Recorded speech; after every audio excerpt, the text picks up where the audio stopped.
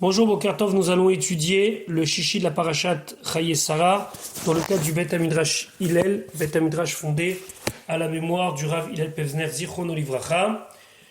Notre étude va commencer au Perek Rafé, 25e chapitre du livre de Bereshit, Pasuk Aleph. Va Yosef Avraham. Et Avraham ajouta. Ça veut dire qu'après que Yitzhak se soit marié avec Rivka, Avraham a rajouté quoi? Vaikar Isha, il a pris une femme, donc il s'est marié une nouvelle fois. Ushma et son nom Ketura, c'était Ketura. Qui est cette Ketura? Rashi nous explique. Zou Agar, c'était Agar. Venikret Ketura, elle est appelée Ketura. Pourquoi pas dans le nom le plus connu Agar? Al-Shem Shenaim Maasea Kiktoret, parce que ses actions étaient aussi agréables que les Ketoret. Ketura, Ketoret. Fait chez Kashra Pitra, et que Ketura, c'est aussi en araméen quelque chose d'attaché. Chez Kashra Pitra, qu'elle a attaché l'ouverture de son corps, ça veut dire quoi? Chez l'Onisda Vegal et Adam Miyom, chez Parcha mais Avram, qu'elle ne s'est pas unie avec un autre homme depuis qu'elle se soit séparée de Avram. Pourquoi on a besoin de ce changement de nom? Pourquoi de Hagar à Ketura? On a laissé Hagar en disant que Hagar, elle avait erré. Erré, ça veut dire qu'elle était retournée aux idoles de son père. Et donc, comment c'est possible qu'Avram va se marier une femme qui est retournée vers les idoles de son père? Et bien, en vérité, elle a fait tchouva, là. Elle est complètement regretté ses actions, puisque elle n'est plus Hagar, celle qui est retournée vers son père, mais Ketura, celle qui est comme les Ketoret. Je dois vous dire quand même que le Abarvanel et d'autres commentateurs se posent la question, mais qu'est-ce qui a motivé Abraham de se remarier à un âge si avancé? Et le Abarvanel d'expliquer que Abraham n'a jamais oublié la bénédiction qu'Akadosh Baruch Hu lui a donnée, qu'il était Avraham, le Av Amon Goïm, qu'il était le père de nombreuses nations. Et il s'est dit, il faut que je continue dans cette mission d'être le père de nombreuses nations. Donc il a décidé de prendre une femme pour continuer à avoir des enfants, et c'est Ketura. Et pour compléter la réflexion, je dois vous amener un midrash que l'on amène au nom du Tanchuma, mais en vérité c'est un midrash qui est beaucoup plus ancien, qui est un midrash qui s'appelle Yelalm Denu, qui est une partie du midrash Tanchuma, qui dit qu'en vérité, Avram s'est marié avec une femme de chacun des descendants de Noach. Noach a eu 3 fils, Shem, Ham et Yafet. Et il explique un chidouche qui n'est pas selon Rashi, mais quand même important de savoir. Sarah était descendante de Shem, Agar était descendante de Ham, et Ketura, qui d'après ce midrash n'est pas Agar, c'est une autre femme, était descendante de Yefet. Et donc, ça fait que finalement, Avraham était le Av Amon Goïm, il était le père de toutes les nations, mais ceci n'est pas la Shitat Rashi. Pasuk Bet, Vateledlo, elle lui a enfanté 6 enfants, 6 garçons, et Zimran, Vet Yokshan, Vet Medan, Vet Midian, Vet Yishbak, Vet Shuach. Ce sont les noms de ces 6 fils pour comprendre bien que c'est des gens qui n'ont pas tout à fait suivi la bonne voie, puisque le Midrash nous dit que Zimran, Similachon Zemer, il chantait pour la Avodazara. Mais on continue à nous dire les descendants de Ketura et de Avram. Pasuk Gimel. Ve Yokshan, Yalad et Yokshan, il avait enfanté Et Sheva Vet Dedan. Donc maintenant on nous parle des petits-enfants. Ou Bne Dedan, et les enfants de Dedan, Hayou Ashurim, ou le Tushim, ou le Umim. C'était Atushim, les Ashurim, pardon, ou le Tushim, ou le Umim. Rashi explique, Ashurim, ou le Tushim, Shem, Rashi Umot. C'était le nom pas de personne, mais c'était le nom de nation. Donc, les enfants de Dedan sont à l'origine de ces nations-là. Comme ça, Rashi explique. Ve Targum Shel Onkelos, et la traduction en araméen, En li leyashevo al lashon amikra, je ne peux pas l'expliquer selon le langage du pasouk, c'est-à-dire que Rashi dit que je vois pas d'où le Onkelos a traduit comme ça le pasouk. Pourquoi? Parce que lui, Ashurim ul Tushim, il explique chez Perach qu'il a expliqué que ce que ça veut dire, pardon, Ashurim ul Tushim, il dit les Mishreyan ou les Shronunon ou le Gavenan, ça veut dire que c'était des gens qui voyager, des gens qui traversaient comme des nomades, ou bien des gens qui étaient installés dans des tentes, ou bien des gens qui habitaient dans des petites îles. Et ceci, Rashi explique qu'il ne voit pas d'où le Onkelos a pris ça dans les mots.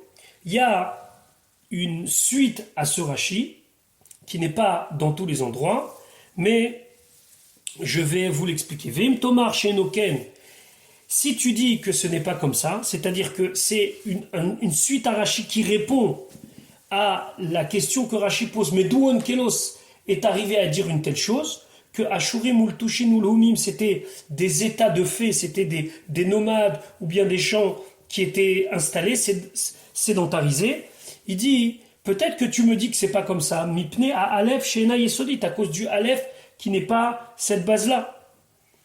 Arelanu Tevot Shen Berosham Aleph, aussi faut Aleph Berosham. Alors, ce rajout de Rachidi, on a déjà des mots où il y a un Aleph qui n'est pas existant dans la racine, mais on rajoute un Aleph au début du mot. Kemo, par exemple, Chomat Anach.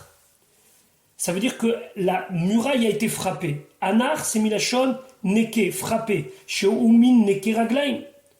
Et donc tu vois que de Neke, on est arrivé à Anach, on a rajouté un Aleph sur la racine du mot. Ukmo Asur Shamen. J'ai versé de l'huile. C'est Milachon Sar, Sar ça veut dire verser. Sheumin Verachatsta Vesacharta. Donc il arrive des fois, on rajoute un Aleph sur la racine, et selon ça, on comprend bien que dans le Onkelos, il dit les Mashriyan ça veut dire des nomades, et en hébreu ça donne Ashurim. Ok?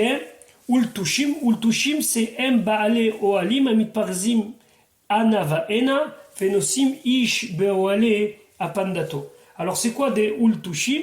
Alors Ultushim il dit, ce sont des gens qui sont installés dans des tentes dispersées de tous les côtés, et ils se déplaçaient chacun dans sa tente, avec sa tente, d'accord?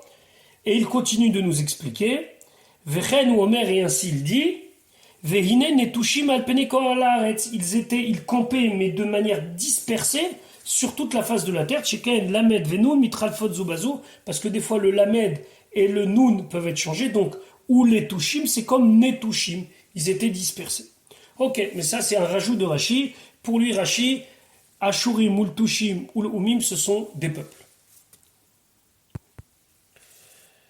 Pasuk Dalet, Uvne Midian, donc les enfants de Midian, Aefa, Vaefer, Vachanor, Vaavida, Veeldaa, Kol Ele Bene Ketura, donc tout cela ce sont le nom des Bene Ketura. Pasuk Vaiten Avraham il a donné et Kol Asherlo, tout ce qu'il avait, les Yitzhak à Yitzhak. C'est quoi et Kol Asherlo? On a déjà vu qu'il possédait tout, puisque lorsque Eliezer il a été mandaté pour aller trouver une femme à Yitzhak, il avait un shtar, il avait un contrat dans lequel tout ce qui appartenait à Abraham avait été donné à Yitzhak. Alors pourquoi une autre fois Vaïtenlo, Rabbi Nechemia lui dit Birka de Taiteki Natano, il lui a donné le testament oral, ça veut dire qu'il lui a dit oralement tout va t'appartenir. Chez Amar, Lo Akadosh Baruch Hu Avraham, et de quoi on parle ici? Qu'est-ce qu'il lui a donné? Que ce que Akadosh Baruch Hu il a dit à Avraham, Veheye Beracha, et tu seras Beracha, comme on l'a vu au début de Parashat Lech Lecha, que Avraham il avait le pouvoir de bénir. Abrachot Mesurot Beyadecha, Levarech et Mishi et Tirtse, que les brachot sont donnés dans ta possibilité de bénir celui que tu as envie.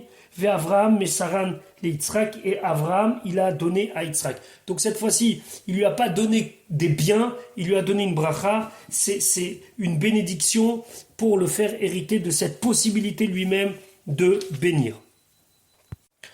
Après avoir vu que Avraham a tout donné à Yitzhak, nous allons voir ce qu'il a donné aux enfants des Pilakshim, aux enfants des concubines. Pasuk Vav, Velivne à Pilakshim, et aux enfants, aux garçons des Pilakshim, des concubines, Achal Avraham que Avraham avait, Nathan Avraham il a donné Matanot, des cadeaux. Vaisha Lechem, et il les a renvoyés, Me'al Yitzhak Beno, de devant Yitzhak son fils, Beodenuchai, alors qu'il était encore vivant, c'est-à-dire qu'Avraham était encore vivant. Les commentateurs expliquent qu'il n'a pas voulu qu'ils cohabitent encore de peur qu'après il va y avoir des histoires concernant l'héritage. Vers où il les a envoyés? Kedma, il les a envoyés vers l'est, El Eretz Kedem, vers la terre qui se trouvait à l'est d'Eretz Israël. En vérité, c'est Haran et Ur-Kasdim. Le Radak explique que finalement, il les a envoyés dans sa famille pour que sa famille s'occupe d'eux. Apilakshim. Alors là, je vais vous demander un petit peu d'attention. Le texte que vous avez devant vous, si vous avez un texte, Pilakshim s'écrit avec un Yud entre le P et le Lamed et un Yud entre le Shin et le même sophite. Rashi, lui, dans les Sefer Torah qu'il avait à l'époque, Pilakshim s'écrit avec un seul Yud. Entre le P et le Lamed, il y a un Yud, mais entre le Shin et le même sophite, il n'y a pas de Yud. Donc, il explique Rashi, Chaser Ktiv. Ici, il manque un Yud. Shelo Ahita Ela Pilegesh Achad. Parce qu'en vérité, il n'y avait qu'une seule concubine, I Hagar, I Ketura, c'est Hagar et Ketura. C'est intéressant de voir qu'il y a un commentateur de Rashi qui s'appelle le Ber Meim Chaim qui dit Zéou les Sifrei Tsarfatim. C'est pour les Sifrei Torah des Français. Il y a 3 endroits dans lesquels Rashi il n'a pas la même écriture dans le Sefer Torah que nous. Et parmi ces 3-là, il y a Apilakshim ici. Nous, dans nos Sifrei Torah aujourd'hui, c'est écrit avec un Yud à la fin. Shin, Yud, même sophite. Et dans ceux de Rashi, c'était marqué que Shin et même sophite. Maintenant, Rashi va nous expliquer la différence entre femme et concubine. Nashin Biktuva. Les femmes, c'est lorsqu'il y a une Ketuva qui a été contractée. Ça veut dire un engagement financier. Pelakshim Bloktuva. Et les Pelakshim, les concubines, c'est une femme, mais sans l'engagement de la Ketuva. Kedem Brinen Besanedrin. Comme nous le disons dans Sanhedrin, Benashim ou Pilakshim de David, concernant les femmes et les concubines de David. Nathan Avram Matanot, Avram il a donné des cadeaux, Pirshur Abotenu nos Chachamim explique dans le traité Sanhedrin, Shem Touma Masarlaim, il leur a donné le nom de Touma, c'est-à-dire qu'il leur a donné les secrets de la sorcellerie. Davaracher, une autre explication, Ma shenitenlo alodot Sarah ou Shar matonot shenatnulo, ce qui a été donné au sujet de Sarah et tous les autres cadeaux qui lui ont été donnés, ça veut dire tout ce qu'il a emmagasiné comme cadeaux suite aux histoires de Avimelech, etc., à Kol Natan Lahem, tout il leur a donné chez l'Oratzal et Nanot, même parce qu'il ne voulait pas profiter d'eux, toujours dans l'optique de se dire que les gens diront ah, tu sais de quoi il est riche, Avraham et son fils Yitzhak, c'est par tous les cadeaux qu'il a reçus de Avimelech et tout le business, tout le commerce qu'il a fait. Et Avraham, il voulait montrer que c'était la bracha d'Akadosh Baruch Hu et uniquement la bracha d'Akadosh Baruch Hu qui lui a donné toute sa richesse. Nous allons maintenant voir le départ de ce monde d'Avraham. Pasuk Zayin, Ve'ele et voici Yémé les jours chaînés des années, Chaye Avraham de la vie d'Avraham, Asher Chaye qu'il a vécu. Me'at Shana 100 ans, Veshivim Shana et 70 ans, Vechamesh Shanim et 5 ans. Tout de suite, on se rappelle ce qu'on a étudié au début de la paracha. Lorsque les centaines, les dizaines et les unités sont séparées par le mot Shana, ça veut dire qu'on vient comparer les centaines aux dizaines et les dizaines aux unités. Rachid explique Me'at Shana, Veshivim Shana, Vechamesh Shanim, Ben Kouf ki Ben Haïm. À 100 ans, il était comme à 70 ans. Mais il ne nous explique pas pourquoi. Dans certaines éditions de Rashi et dans les commentateurs, on dit qu'à 70 ans, il était fort. Donc c'est qu'à 70 ans, il était fort, parce que c'est dans ces années 70 qu'il a combattu les 4 rois et qu'il a gagné, comme on a vu dans les parachutes précédentes. Donc à 100 ans, il était aussi fort qu'à l'âge de 70 ans. Ou Ben Haïn, à l'âge de 70 ans, qu'est Ben He, il était comme un enfant de 5 ans, blochet, sans faute. Pasukret, Vaïkva et Avraham a laissé s'expirer son dernier souffle. Vayamot Avraham et Avraham est mort. On dit que Vaïkva, c'est un terme pour désigner, selon le Ibn Ezra, le moment où l'âme sort sans difficulté et sans souffrance. Besevatova, il est donc mort Besevatova avec une bonne vieillesse. Zaken, il était vieux, Vesavea et rassasié. Vaye Asef El Amav, et donc il est retourné vers ses peuples. Rashi expliquera plus loin vers la fin du livre de Bereshit, ça veut dire que sa neshama, son âme, est rentrée à l'endroit où toutes les neshamot résident. Qu'est-ce que ça veut dire Savea? Ça veut dire qu'Avraham, dans sa vie, il n'a pas attendu grand-chose de la vie. Mais Baruch Hashem, il a tout eu. C'est marqué dans Teilim, Ta'avat libo natatalo. L'envie de son cœur, tu lui as donné, nous dit le Ramban. Parce qu'un tzaddik, Étant donné qu'il a des envies qui sont raisonnables, alors Akadosh Baruch Hu lui donne tout. Alors que les gens qui ne suivent pas cette voie-là, dans Kohelet, Shlomo HaMelech, il dit Oef kesef lo isba kesef. Celui qui aime l'argent ne sera jamais rassasié d'argent. Avraham, lui, il était savé, il était rassasié. Pasuk tek dvaik beru oto, ils l'ont enterré. Yitzhak ve Ishmael banav, Yitzhak et Ishmael, ses enfants. Et oui, Ishmael est de retour. Où est-ce qu'ils l'ont enterré? El Meharat Amarpela. Ici, il ne faut pas dire vers la Meharat Amarpela, mais dans la Meharat Amarpela. El, c'est des Ephron ben Tsochar Achiti, dans le champ de Ephron ben Tsochar le Chiti, Asher al Pene Mamré, qui se trouve devant la ville de Mamré. Yitzhak ve Ishmael. Rashi nous souligne que ici, il y a une source de satisfaction pour Avraham, puisque Avraham va voir son fils faire tchouva, preuve en est au moment de l'enterrement.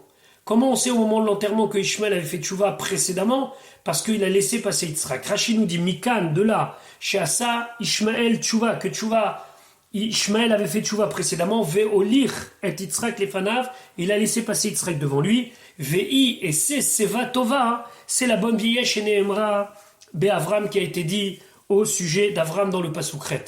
Il faut souligner aussi qu'Avram a eu un autre mérite de ne pas voir Esav sortir de manière connue à de mauvais comportements. C'est vrai qu'il avait déjà commencé à mal se comporter, mais Avraham n'a pas vu ça. Vous allez me dire, mais comment on n'a pas vu encore Esav? On sait très bien que ce genre de choses ne sont pas racontées dans un ordre chronologique. Ici, Avraham quitte ce monde, mais pourtant on verra la naissance de Yaakov et Esav que la semaine prochaine, mais c'est normal pour la Torah. Pasuk Yud, Hasadé le champ, Asher Kana Avram, que Avram il a acquis, Me'et Benechet de Benechet, Sham Alaba Kubar, il a été enterré Avram, Vesara Ishto et Sarah sa femme. Le Radak souligne que à chaque fois qu'on nous parle de ce champ, on nous dit qu'il a acquis. Qu'est-ce qu'on veut nous souligner ici? Avram Avinu, il pouvait avoir une question sur le comportement d'Akadosh Baruch Hu. Akadosh Baruch Hu lui a fait une promesse. Ki kol haaretz lecha itenena ulzaracha acharecha adolam. Cette terre, elle t'est donnée à toi et à ta descendance à jamais. Alors Avraham, au moment où il doit acheter une sépulture, il aurait pu se dire, mais pourquoi j'ai besoin de payer? Personne ne paye sur quelque chose qui lui appartient. Pourtant, Avraham, il a payé par droiture, par soumission à Akadosh Baruch Hu. Il n'a jamais, chas v'shalom, remis en cause la parole du Créateur. Pasuk Yud Aleph, Vayehi, et ce fut Acharé Mot Avram, après la mort d'Avraham, Vayivarech Elohim, et Dieu a béni et Yitzhak Beno, Yitzhak son fils, Vayeshev Yitzhak, et Yitzhak s'est installé, Im Be'er Lachai Roi, près du puits de Lachai Roi. Ici, on ne comprend pas trop bien qu'est-ce que vient faire une bénédiction ici. Pourquoi Yitzhak a besoin d'être béni par Akadosh Baruch Hu? On va voir Rashi qui va nous amener deux explications. Vayehi acharé mot Avram vayivarech, nichamo tanchume havelim. Rashi nous dit, cette bénédiction, c'est pas réellement une bénédiction, c'est simplement de la consolation. Akadosh Baruch Hu est venu le consoler. Davar acher, une autre explication. Afalpi shemasar Akadosh Baruch Hu et abrachot leAvram. Malgré que, comme on l'a dit plusieurs fois, Akadosh Baruch Hu, il a donné le pouvoir de bénir à Avram.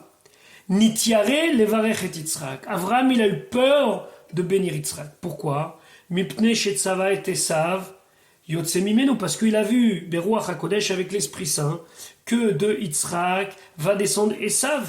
Donc il a eu peur de bénir son fils. Peut-être que ce pouvoir-là, ces bénédictions-là, iraient dans une branche de la famille qu'il ne faut pas. Amar, et il a dit, Avram, Yavo Baal Abrachot veivarech et asher yitav benav, que le propriétaire des brachot, ça veut dire Dieu lui-même, qu'il bénisse ceux à qui c'est bon à ses yeux. Uba Akadosh Baruch Hu, et Akadosh Baruch Hu est venu, Uvarecho, et il l'a béni. Voilà pour aujourd'hui, je vous souhaite Shabbat Shalom.